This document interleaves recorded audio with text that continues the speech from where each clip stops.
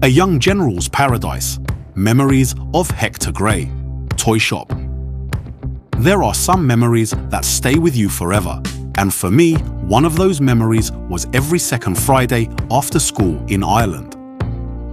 My brother and I would head straight for a toy shop called Hector Grey. Long before computer games and the internet, this was our gateway to adventure. The moment we walked through the door, we were surrounded by a world of imagination. Shelves were filled with Britains and Timpo miniature soldiers, die-cast military vehicles, and those wonderful bags of green plastic army men hanging on display.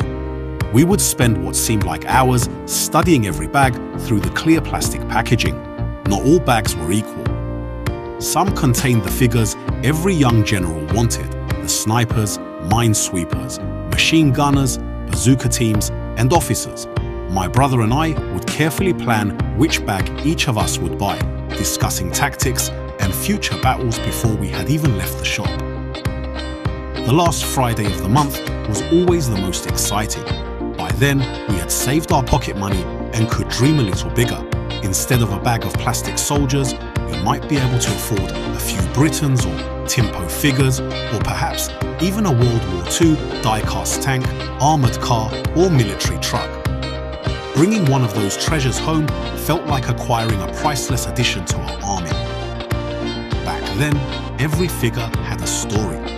Every vehicle became the centerpiece of a battle. The dining room table, a garden, or a patch of carpet could become North Africa, Normandy, or some faraway battlefield created entirely in our imaginations. Looking back now, I realize those Friday visits were about much more than toys.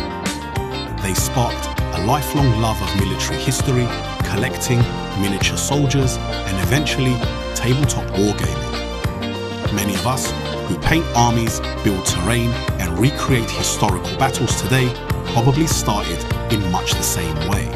Standing in a toy shop, staring through a clear plastic bag at a handful of soldiers and imagining the battles they would fight. For those of us who grew up in that era, Britains, Timpo, and those simple green army men were more than toys. They were the beginning of a lifetime hobby and countless happy memories.